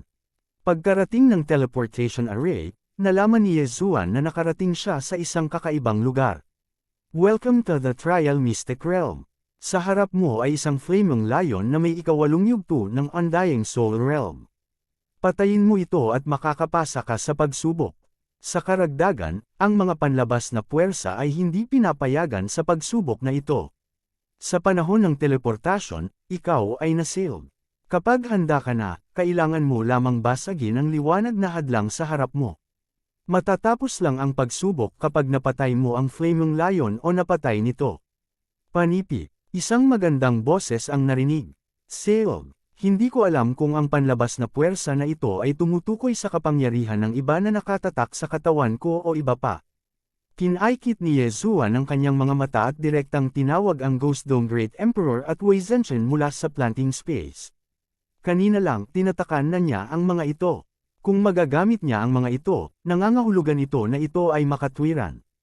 Gayunpaman, siya ay pinaghigpitan ng ipatawag niya ang matandang puno. Pagkatapos ng lahat, ang lumang puno ay itinuturing na ngayon na isang demonyo. Ghost Dome Great Emperor at Wei Zhenchen ay sapat na. Kinaikit ni Yezuan ang kanyang mga mata. Kahit na walang tulong ni Ghost Dome Great Emperor at Wei Zhenchen, kaya niyang kumpletuhin ang paglilitis ng mag-isa. Kabanata 1609. Fair na. Kalmadong tumayo si Yezuan sa pwesto at nagutos. Sa susunod na sandali, ang Ghost Dome Great Emperor at Wei Zhenchen ay sabay na umatake. Sa isang light sweep, madali nilang nabasag ang light barrier. Pagkabasag pa lang ng light barrier ay agad na kumalat ang nakakapasong aura. Isang maringal na nagniningas na leon ang pumasok sa mga mata ni Yezuan. May katalinuhan din itong Flaming Lion. Alam nitong makakaligtas lamang ito sa pamamagitan ng pagpatay kay Yezuan. Sa makatuwid, pagkatapos ng dagindong, ang maapoy na pulang balahibo nito ay agad na nagliyab. Sa isang iglap, ang buong lugar ng pagsubok ay nabalot ng apoy. Sa kasamaang palad, si Yezuan ay may Immortal Eye Unicorn Bloodline at ang Immortal Phoenix Bloodline. Ang dalawang bloodline na ito ay may napakataas na resistensya sa apoy. Ang antas ng apoy na ito ay hindi makakasakit kay Yezuan. Kasabay nito, sumugod sina Ghost Dome Great Emperor at Wei Zhenchen patungo sa Flaming Lion. Since they shared the support bloodline, hindi sila naapektuhan ng apoy. Ang Flaming Lion ay hindi nang ahas na maniwala na ang apoy nito ay hindi kayang sunugin si Yezuan at ang dalawa pa. Ito ay masyadong hindi makatotohanan. Sa isang iglap, dumating ang Ghost Dome Great Emperor at Wei Zhenchen, na parehong nasa Undying Soul Realm, sa tabi ng Flaming Lion at naglunsad ng kanilang mga pag-atake. Hindi lamang iyon, ngunit patuloy ding umaatake si Yezuan mula sa parehong lugar. Bang! Ang Flaming Lion ay binomba ng mga pag-atake ng Ghost Dome Great Emperor at Wei Zhenchen. Napaungol ito sa sakit. Kung ikukumpara sa mga lahi tulad ng mga tao at demonyo, ang Sky Connecting Beasts ay napakadaling pakitunguhan. Hindi nila magagamit ang kanilang tunay na chi at ang kanilang mga pamamaraan ay masyadong simple. Wala pang 10 round, ang Flaming Lion ay napatay ng Ghost Dome Great Emperor. Maging ang kaluluwa nito ay nabura ng espada ni Yezuan. Binabati kita sa pagpasa sa pagsusulit. Matapos ang pagkamatay ng naglalagablab na maliwanag na leon, umalangaw-ngaw ang malambing na tinig noon sa lihim na silid ng pagsubok. Sa ganitong paraan, makukuha ni Yezuan ang gold emblem at matagumpay na makapasok sa Glazed Knights. Gayunpaman, nakapasa siya sa pagsusulit at hindi pa rin na-teleport palabas. Sa oras na ito, isang matandang boses ang biglang tumunog. Young man, you are very talented. Nagawa mo talagang mapasuko ang Ghost Dome Great Emperor. Nang marinig ito ni Yezuan, hindi niya maiwasang magtaas ng kilay. Dapat ay isang partikular na programa ang nagsalita ngayon, ngunit ngayon, ito ay dapat na isang malaking shot sa pagsasalita ng Glazed Knights. Salamat sa iyong papuri, Senyor. Nagmamadaling sabi ni Yezuan. Nakapasa ka na sa pagsubok sa Gold Emblem, at ang iyong reward ay ibibigay sa iyo mamaya. Gayunpaman, nais kong itanong dito, handa ka bang hamunin ang Platinum Emblem? Muling tumunog ang matandang boses. Platinum Badge. Ito, nagtaas ng kilay si Yezuan. Ang misyon na ibinigay sa kanya ni Caprice ay upang hamunin lamang ang Gold Emblem. Sa ganitong paraan, pahahalagahan siya ng Glazed Knights. Sa kanyang kasalukuyang kaharian, ang paghamon sa Platinum Emblem ay nangangahulugan na kailangan niyang hamunin ang ika-9 na yugto na Undying Soul Connecting Heaven Beast. Ang Flaming Lion na nakatagpo niya ngayon ay nagkataong kabilang sa Fire Element, kaya hindi ito gaanong banta sa kanya. Gayunpaman, kung tatanggapin niya ang hamon, kailangan niyang hamunin ang isang Heaven-reaching Beast na may mas mataas na antas. Kung hindi niya sinasadyang makatagpo ang isang Heaven-reaching Beast ng ika-9 na yugto ng Undying Soul Connecting Heaven Realm, kung gayon ito ay isang trahedya. Bagamat may posibilidad pa rin siyang manalo kung ginamit niya ang kanyang mga trump card, parehong cooldown ang kasalukuyang Bladestorm at Unicorn Descent, kaya hindi mataas ang tsansa na manalo. Huwag kang mag-alala, nakapasa ka na sa pagsubok sa Gold Emblem.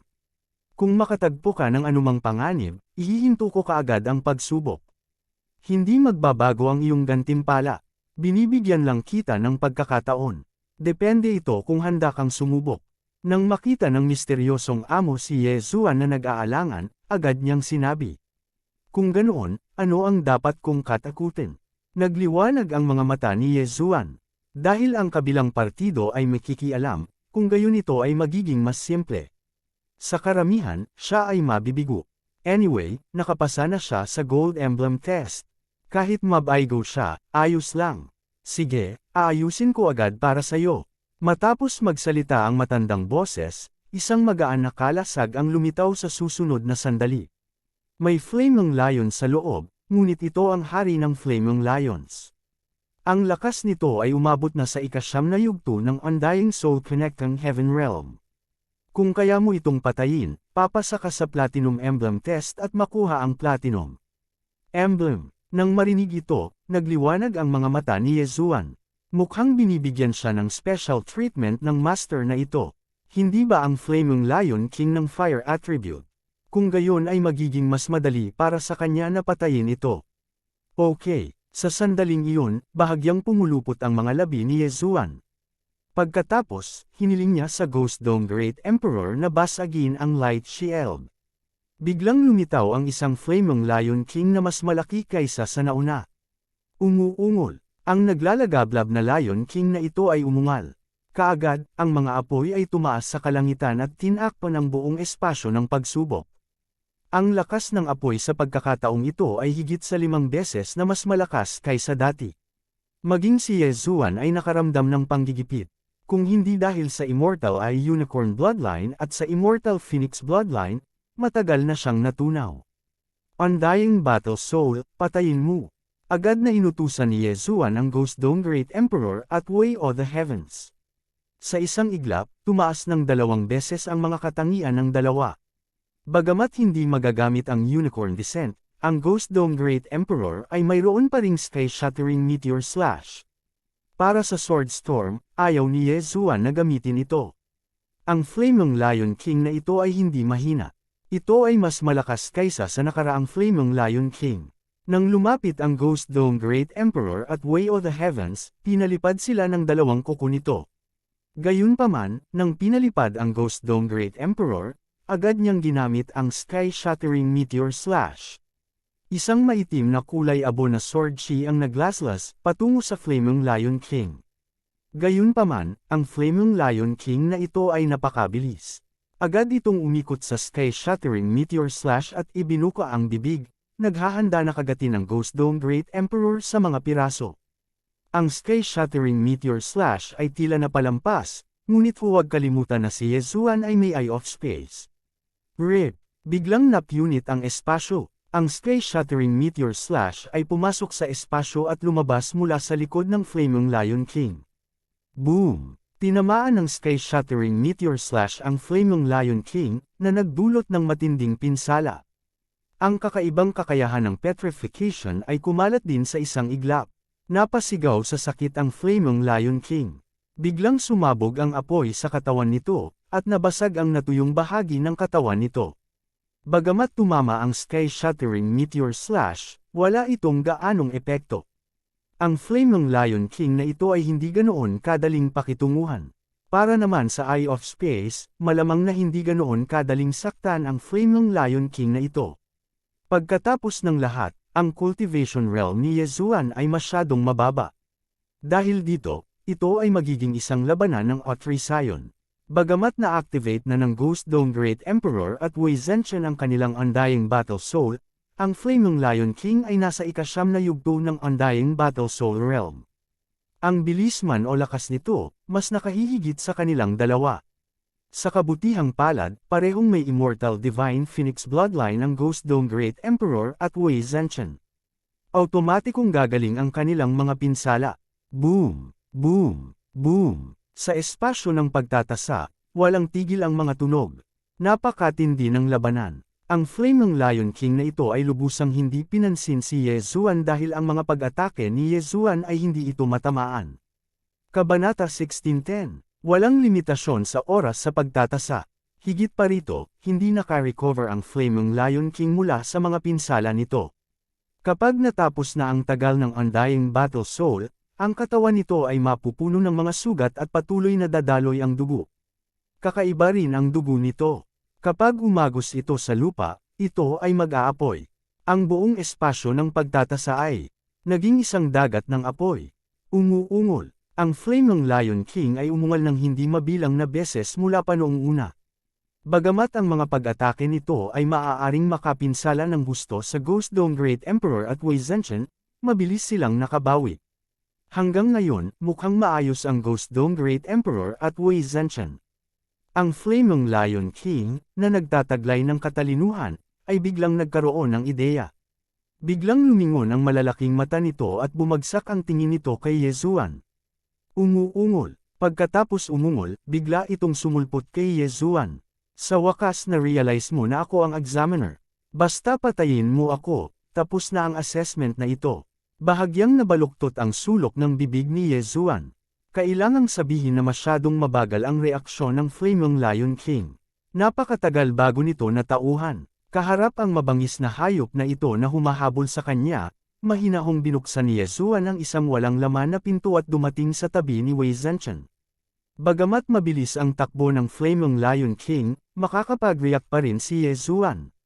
Nang makita ng una na nawala si Yezuan, agad itong nagalit. Tumalikod ito at muling sumugod kay Yezuan. Sa kasamaang palad, naharang ito ng Ghost Dome Great Emperor at Wei Zhenchen. Bilang pag-iingat, nag-iwan si Yezuan ng Void Locator sa sulok ng assessment space.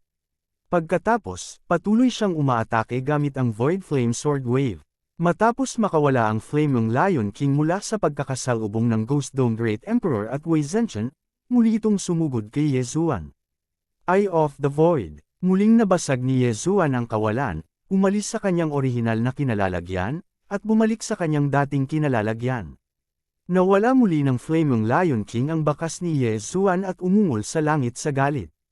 Sa sandaling ito, ang epekto ng Undying Battle Soul ay malapit nang matapos. Hanggat nawala ang epekto ng Undying Battle Soul, mahihirapan itong labanan. Gayunpaman, ang Flaming Lion King ay nasugatan din ng husto.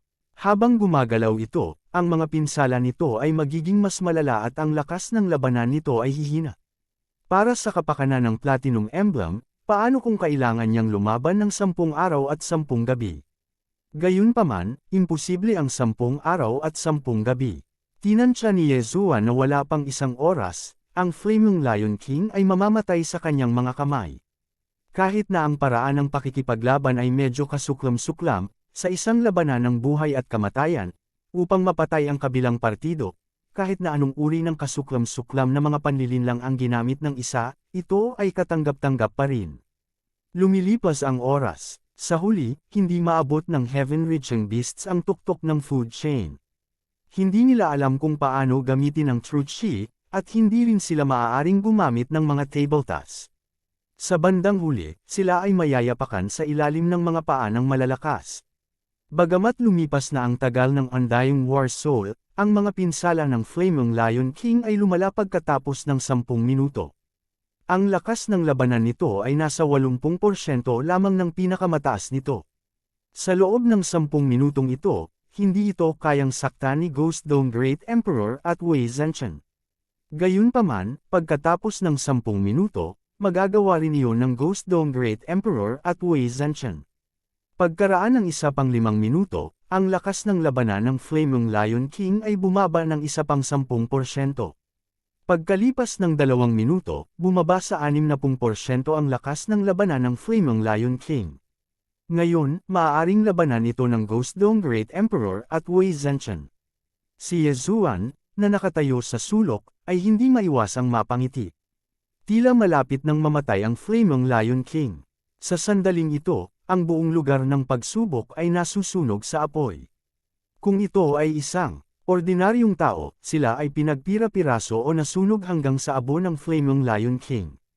Gayunpaman, si Yezuan, na nasa Undying Soul Realm, ay nakatagal hanggang sa huli. Siyempre, kung walang mga paghihigpit sa labanang ito at ang Old Tree ay makakalaban, ang Flaming Lion King ay hindi makakatagal ng higit sa 5 minuto. Umuungol. Muling umungal ang Flaming Lion King. Umalangaw-ngaw sa hangin ang boses nito. Sa sandaling ito, wala na ang talas ng kanyang rurok. Tila ito ay nasa huling hininga nito. Ang isang marangal na hari ng isang tribo ay talagang napagod hanggang mamatay sa pamamagitan ng isang kasuklam-suklam na pamamaraan. Anong kahihiyan? Hindi nagtagal, nahulog sa lupa ang Flaming Lion King na may matinding pinsala. Hindi na ito makatayo. Pagkatapos, ang Ghost Dome Great Emperor ay lumundag mula sa langit at sinaksak ang mga mata ng Flaming Lion King na tumagos sa ulo nito. Ding! Tumaas ang killing intent ng host. Isang system notification ang tumunog. Ang layunin ng pagpatay ni Yezuan at Elegy of Souls ay tumaas ng malaki. Ang isang undying soul realm connecting heaven beast ay talagang hindi madaling harapin. Kahit nasa pagpigil ng unicorn, hindi ito nagawang saktan ni Yezuan.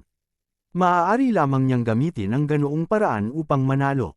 Matapos mamatay ang Flaming Lion King, biglang lumitaw sa ere ang isang matandang nakasuot ng itim na baluti. Dati, nakita ni Yezuan ang bronze insignia sa regular knights sa labas. Gayunpaman, itong matandang nasa harapan niya ay may platinum insignia. Platinum Knight. Ang matandang ito sa harap niya ay isa talagang Platinum Knight. Nagulat si Yezuan. Naisip niya sa kanyang sarili, what the f***, he's actually a Platinum Knight. Ang Glazed Knights ay pangunahing nahahati sa Preparatory Knights at Regular Knights. Ang mga Regular Knights ay hinati din sa mga ranggo ayon sa kanilang insignia. Bronze Knight, Silver Knight, Gold Knight, at Platinum Knight. Ang ibig sabihin ng Platinum Knight ay maaaring hamunin ng matandang ito ang mga kalaban na 6 na kaharian na mas mataas kaysa sa kanya. Masyadong nakakatakot. Young man, huwag ka nang magtaka. Maraming Platinum Knights na katulad ko sa Glazed Knights. Wala pa sa top 30 ang lakas ko. Humalaklak ang matanda at saka bumagsak sa lupa. Nagulat si Yezuan. Dahil sa pagkakaiba ng mga kaharian, hindi niya makita kung saang lupain ang matandang ito. 7th Tier Ascension Realm, 8th Tier Ascension Realm, 9th Tier Ascension Realm. Sa anumang kaso, ang kanyang lakas ay tiyak na nag-iwan sa kanya ng 18,000 kalye. Pagbati, Senyor, nagmamadaling itinago ni Yezuan ang kanyang mga kamao at binati. Hindi na kailangan ng formalidad. Kinawean ng matanda ang kanyang kamay at saka sinabing, nakita ko ang laban mo. Bagamat gumamit ka ng taktika ng attrition para patayin ang Flaming Lion King, alam kong mayroon ka pa ring trump card na hindi mo pa ginagamit, tama? Oo, tumango si Yezuan bilang tugon. Mayroon na siyang trump card, at iyon ang Bladestorm. Gayunpaman, ang Bladestorm na ito ay nagkaroon ng cooldown na 3 araw. Pinakamabuting huwag gamitin ito maliban kung kinakailangan. Sa assessment na Mystic Realm na ito, kung magagamit mo ito, ibig sabihin ay magagamit mo ito. Hindi ito lumalabag sa mga patakaran. Dahil maaari mong talunin ang Flaming Lion King, na nasa 9th tier ng Undying Soul Realm, nangangahulugan ito na nakapasa ka sa Platinum Trial. Panipi, pagkatapos magsalita ng matanda, naglabas siya ng Platinum Insignia mula sa kanyang Universe Ring at ibinigay ito kay Yezuan. Ang Platinum Insignia na ito ay hindi isang bagay na makukuha sa loob ng 1,000 taon. Tumaas din ako sa ranggo na ito pagkatapos maging isang Gold Knight. Kinuha ni Yezuan ang Platinum Insignia. Medyo natuwa siya. Iniisip niya kung anong klaseng reward ang makukuha niya pagkatapos makapasa sa Platinum Trial. Kahit na hindi niya alam kung magkano iyon, dapat man lang ay makatulong ito sa pag-level up niya, di ba? Itong Platinum Insignia, maaari mong itali ito sa iyong dugo at isama sa iyong katawan. Sa ganitong paraan, makikilala mo ang iba pang mga kabalyero.